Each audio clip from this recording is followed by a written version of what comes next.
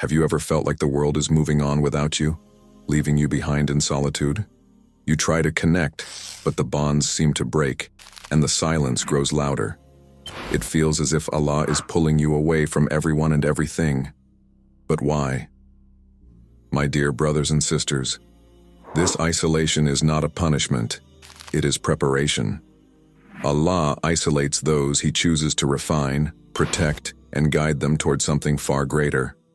Today, we will explore 7 profound reasons why Allah isolates the chosen ones, reasons filled with wisdom that most of us fail to recognize. Before we begin, take a moment to reflect. What if this loneliness you are feeling is Allah's way of calling you closer to Him, away from the noise of the world? Let's discover why Allah isolates you and how this could become the greatest blessing in your life. 1. Isolation to protect your heart. Have you noticed how, when you are surrounded by people, your heart can easily get distracted, caught up in fleeting conversations, worldly comparisons, or even harmful influences? Allah sometimes pulls you away, my dear brothers and sisters, not to punish you, but to protect your heart. Think of a precious gem. To preserve its shine, you keep it away from anything that could scratch or dull it. That is your heart. Allah sees its potential and understands that being around certain people or environments could corrode its purity. Imagine this. You have been surrounded by friends or colleagues who subtly mock your faith or encourage you to stray from it. You start to compromise. Just a little here, a little there. But then suddenly those same people drift away, leaving you confused and hurt. Yet in hindsight, wasn't it Allah saving you from something that could harm your connection with Him? It is hard to see it in the moment, but this distance is His mercy. It is an opportunity to reset, purify, and align your heart solely with Him. Let this isolation remind you of the verse, "So do not weaken and do not grieve, and you will be superior if you are true believers." Quran 3:139. The loneliness you feel is actually a space for Allah to fill, with His love, His guidance, and His peace. Number 2, isolation to refine your character. Have you ever noticed that when you begin working on yourself, the noise of the world seems to disappear? It feels as though Allah is purposefully removing distractions, unnecessary conversations, and even people who don't align with your journey. Why is that? Because isolation is Allah's way of refining you. Think about it. When you are surrounded by noise, whether it's constant opinions, trivial distractions, or unhealthy relationships, it becomes nearly impossible to hear your own thoughts, let alone connect deeply with Allah. Solitude removes these barriers and forces you to face who you truly are and what truly matters. Let me ask you, have you ever experienced this? In those quiet, sometimes uncomfortable moments of being alone, you begin to notice parts of yourself you were avoiding. Perhaps it's a habit you've ignored or a weakness you've tried to hide. Allah isolates you not to punish you, but to help you grow. Consider this. The Prophet Muhammad, peace be upon him, would retreat to the cave of Hira before receiving revelation. Those times of solitude were not just physical separation, they were a spiritual preparation. In a similar way, your isolation might be Allah's method of preparing you for something much greater. Still, let's be honest, it's not always easy. Being alone can feel heavy, even painful. You might wonder why people who were once close to you suddenly seem distant. The truth is, not everyone is meant to stay on your journey. Some people are meant to accompany you for a season, while others are there to teach you lessons before moving on. And that's okay. Remember this.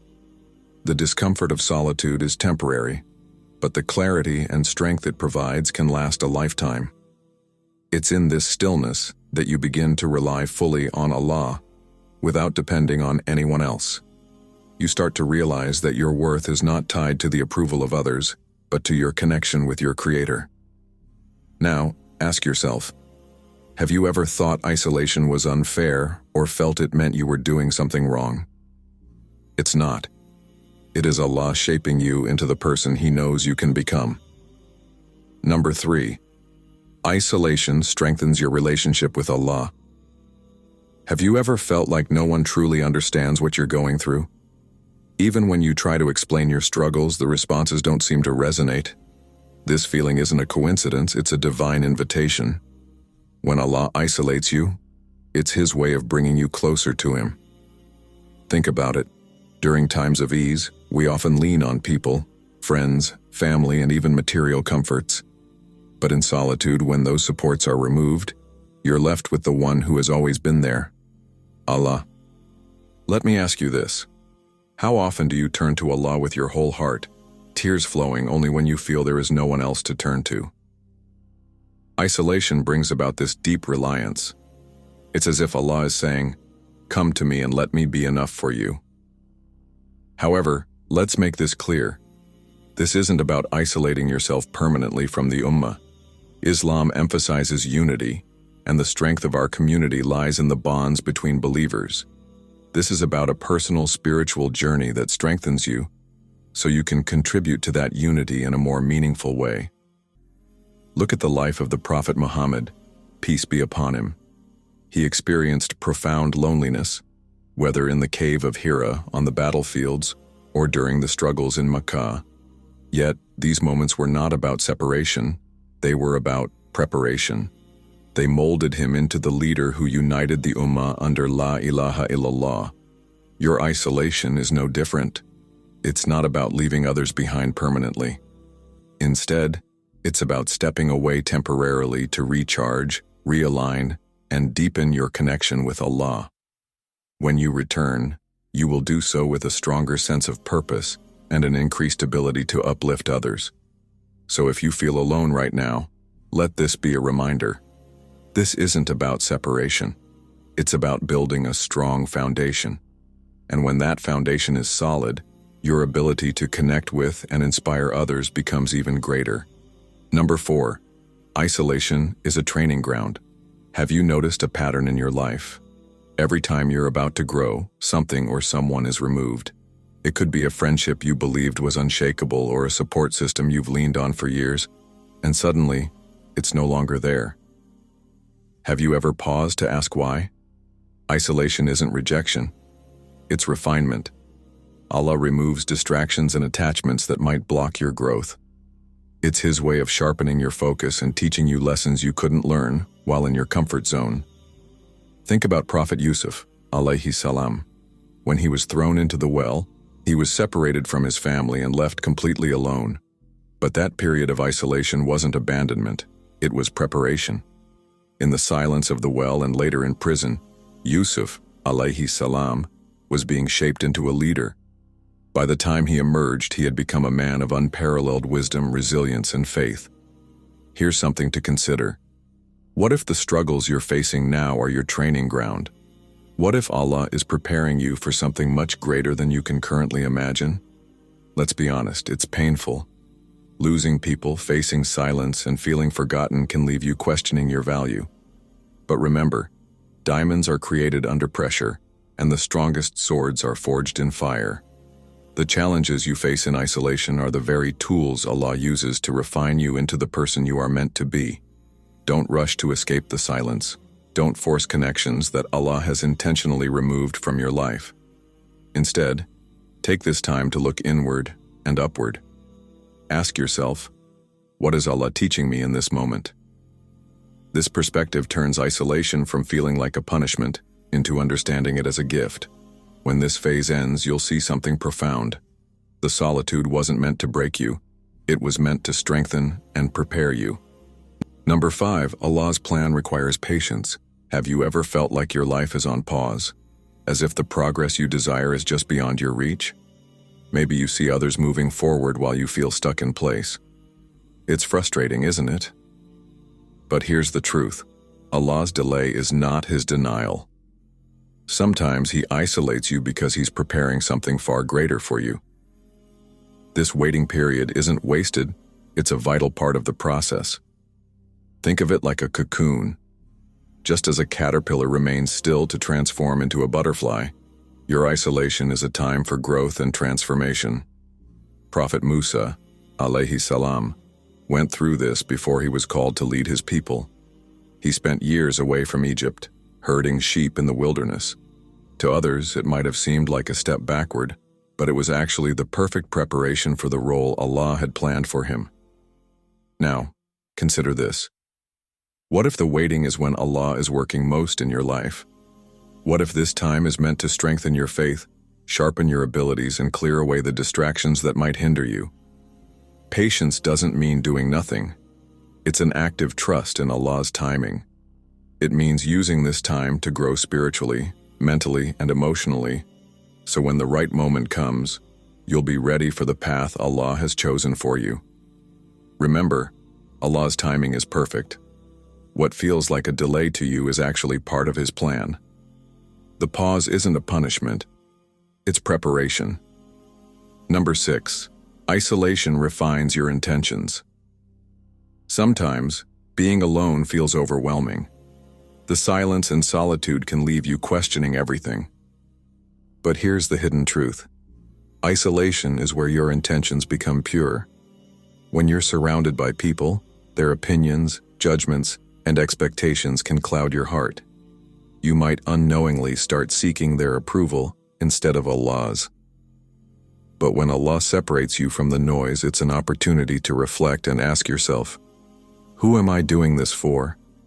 Is it for others, or is it for Allah alone? Take the example of Prophet Ibrahim, alayhi salam. He was isolated from his people because of his steadfast belief in Allah.